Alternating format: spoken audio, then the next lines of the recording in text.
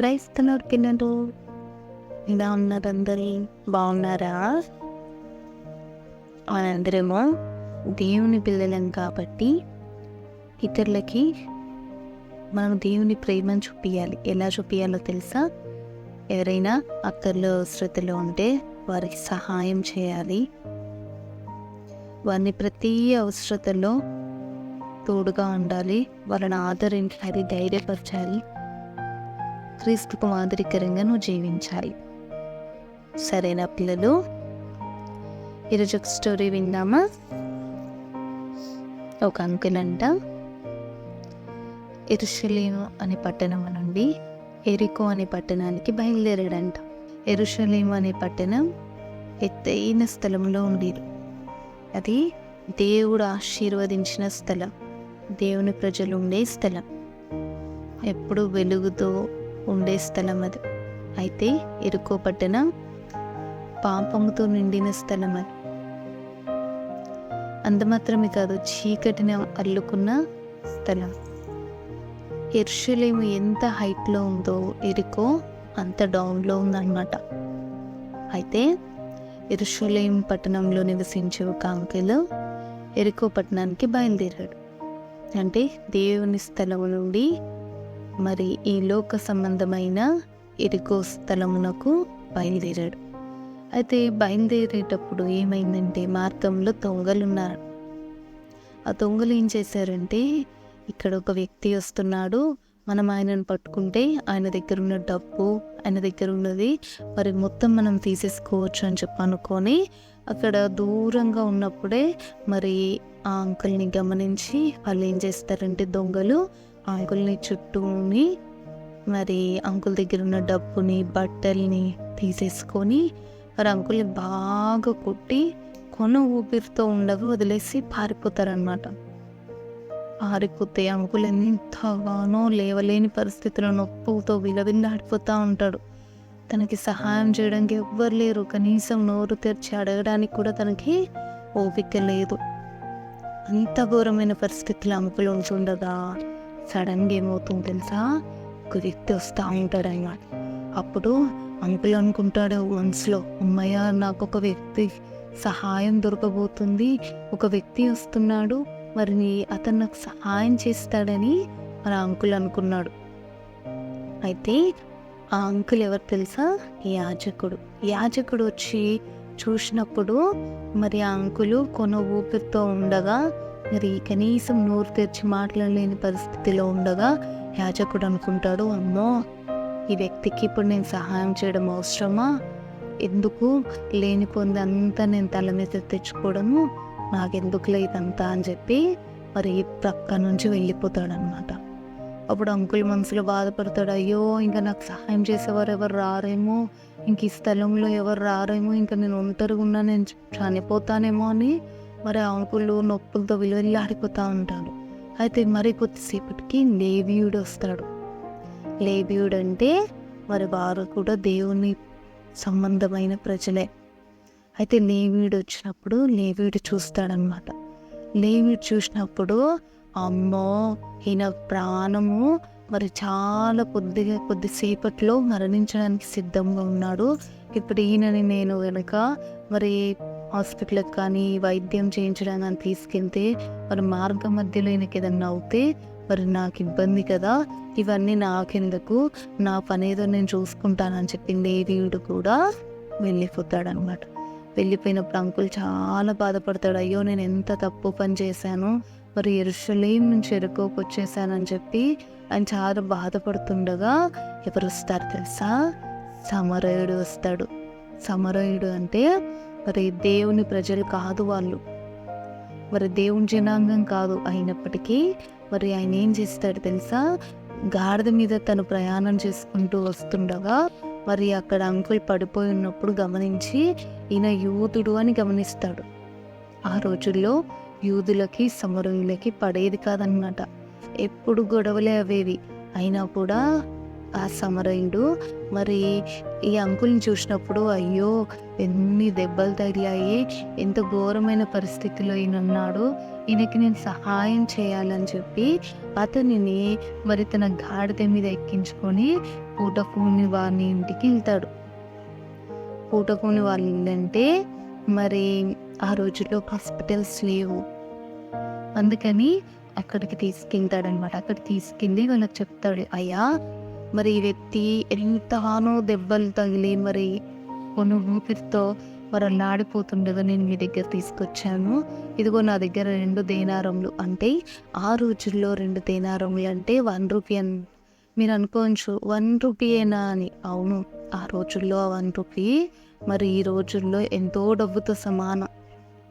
2 దేనారాలు మరి ఆ పూటకుని వాళ్ళి మరి వ్యక్తికి ఇచ్చి మరి ఇతనికి ప్రతిదీ ఏదైతే బాగుపడడానికి అవసరమో, ఏదైతే మెడిసిన్ కానీ మరి ఏదైనా వైద్యం కానీ మరి ఇంకా ఏదైతే నువ్వు ఈ వ్యక్తి బాగుపడటానికి చేస్తావో దానికి తగ్గ అమౌంట్ ఇదిగో తీసుకో, ఇంకా ఎక్స్ట్రా అమౌంట్ కావాలంటే నేను మళ్ళీ వస్తాను కదా, నేను మళ్ళీ వచ్చినప్పుడు మరి నేను ఆ రిమైనింగ్ అమౌంట్ కూడా నీకు పే చేస్తాను, కానీ ఈ వ్యక్తి మాత్రం జాగ్రత్త, ఈ వ్యక్తిని బాగా చూసుకో, అతనికి ఖచ్చితంగా మరి నువ్వు నయం చేయాలి అని చెప్పేసి మరి అతను వెళ్ళిపోతాడు అన్నమాట. వెళ్ళిపోయిన తర్వాత పూటకొని వాళ్ళు ఏం చేస్తాడు తెలుసా, మరి చక్కగా వైద్యం చేస్తూ మరి చక్కగా చూసుకుంటూ అంకుల్ని మరి క్యూర్ చేస్తాడు అన్నమాట.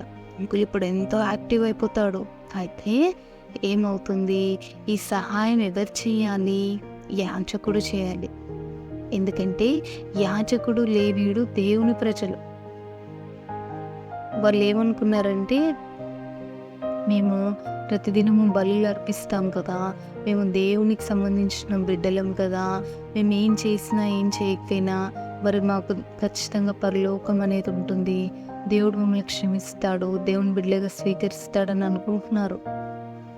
అవును, బైబిల్లో చక్కని మాట ఉంది, ఏంటి తెలుసా, బలులు అర్పించుట కంటే మాట వినుట శ్రేష్టం. నీ ప్రార్థనలు లేదా నువ్వు చేసే మరి మంచి కార్యాలు దేవుని హృదయాన్ని కదిలించలేవు, కానీ నువ్వు ఎప్పుడైతే ఆయన మాట వింటావో, ఆయన మాట విని దాని ప్రకారంగా నీ జీవితాన్ని నడుచుకుంటావో అది దేవుని హృదయానికి తాకుతుంది.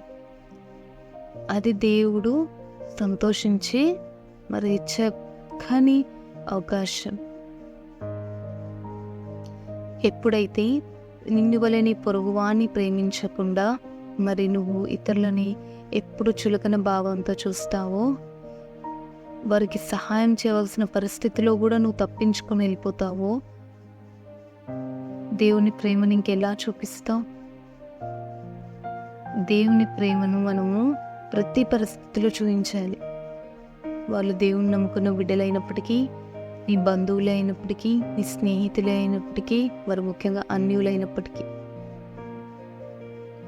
దేవుని మాట విని దేవుని మాటకి లోబడి ఇతరులకి నువ్వు సహాయం చేయటకు ముందుకు వెళ్తే నిన్ను బట్టి దేవుడు ఎంతగానో సంతోషిస్తాడు.